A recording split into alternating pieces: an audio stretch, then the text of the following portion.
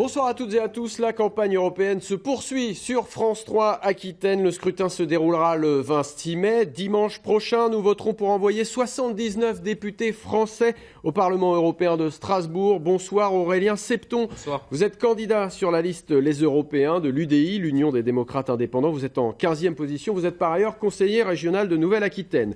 Mathieu Berthelot, bonjour. Vous figurez sur la liste Alliance jaune, la révolte par le vote. C'est une émanation du mouvement des Gilets jaunes et vous êtes en 31e position sur cette liste. Mathieu Berthelot, comprenez-vous qu'on soit surpris de voir une liste Gilets jaunes dans ce scrutin européen et comment vous êtes-vous retrouvé sur cette liste ?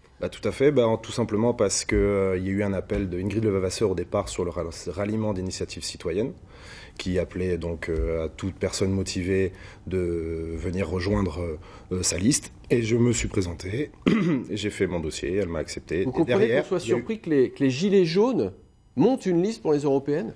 Oui, tout à fait, c'est normal, parce qu'on pensait que les Gilets jaunes étaient juste apolitiques et apartisans, mais en fait, on fait tous de la politique. Quand vous mettez un gilet jaune et que vous allez faire une manifestation, vous êtes politique. Quand vous faites une action comme les assemblées générales, vous êtes politique. Donc en fait, on s'est dit, le seul moyen de sortir de cette situation, c'est de créer un mouvement politique.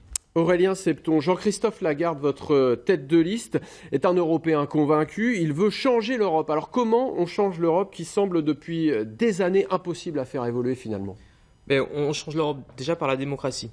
Vous savez que l'Europe est administrée, et c'est ce qu'on reproche, par des techniciens, par des technocrates. Nous, ce qu'on veut, c'est remettre de la démocratie en Europe.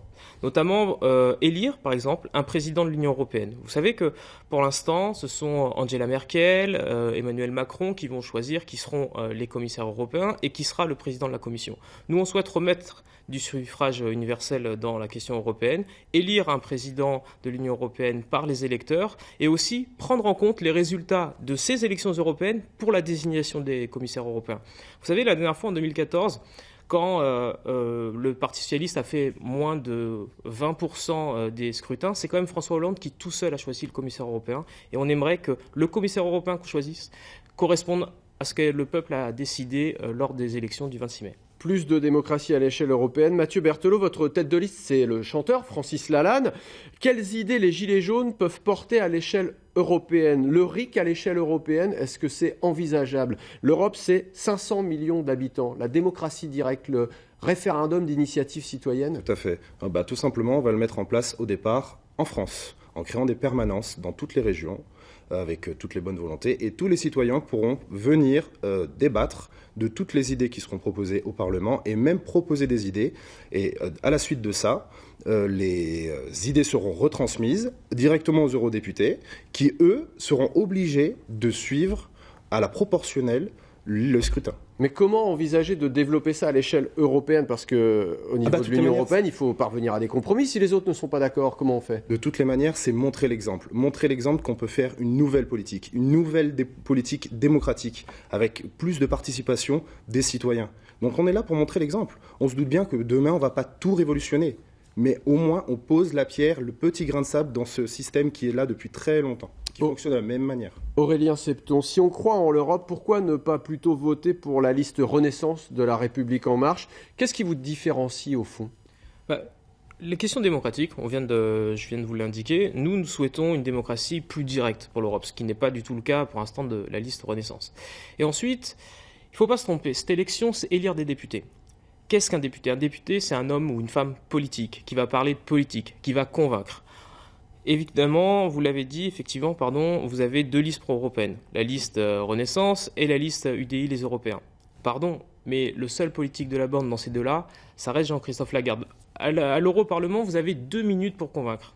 Très franchement, dans cet Europarlement, est-ce que vous pensez que Jean-Christophe Lagarde, avec le fond, la forme qu'il a, il sera capable de convaincre, ou plutôt Nathalie Loiseau, qu'on respecte évidemment, parce qu'elle ferait une formidable commissaire européenne, une très bonne technicienne de l'Europe, mais sa capacité de convaincre et sa capacité oratoire n'est pas évidente. Mais si les députés La République En Marche ou apparentés liste Renaissance sont plus nombreux, ils auront plus de capacité à créer des coalitions que vous. Mais il vaut mieux avoir 20, puisque les sondages donnent à peu près ça, 20 députés En Marche et 5 députés UDI, que d'avoir 21 députés En Marche.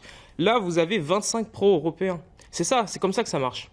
Mathieu Berthelot, ce scrutin, est-ce que ce sera un moyen pour les Gilets jaunes de se compter? Parce qu'il y a notamment d'autres listes, hein, on va citer Ensemble, Patriotes et Gilets jaunes, le rassemblement des Gilets jaunes citoyens. À l'heure où le mouvement des Gilets jaunes semble marquer le pas en France, est-ce que vous comptez sur ce scrutin pour remobiliser et pour compter vos troupes? En fait, plus que ça, hein, on n'est pas que pour les Gilets jaunes. Vous savez, pour nous, tous les citoyens sont Gilets jaunes. Tous les citoyens français actuellement sont Gilets jaunes parce que beaucoup de personnes n'acceptent plus la politique qui est mise actuellement. Et donc, pour changer les choses, pour vraiment mettre un vote sanction aux européennes, pour commencer, puisqu'après il y aura les municipales et toutes les prochaines élections, on sera sur tous les plans, le vote sanction, le bulletin jaune, qu'il y aura d'ailleurs, hein, c'est Alliance jaune, il n'y a pas d'autre solution. C'est un mouvement qui est amené à perdurer sur d'autres scrutins. Perdurer sur tous les scrutins.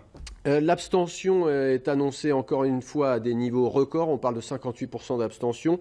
Aurélien Septon, un argument pour convaincre un indécis, une indécise d'aller voter?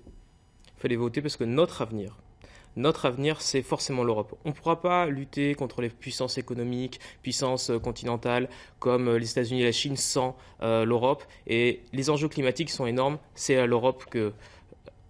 Mathieu Berthelot, un mot pour inciter les gens à aller voter, il nous reste 10 secondes. Tout simplement, est-ce que ça ne vous dirait pas pour la première fois de voter avec des vraies interactions à l'avenir? Ne pas voter pour quelqu'un qui disparaît pendant 5 ans.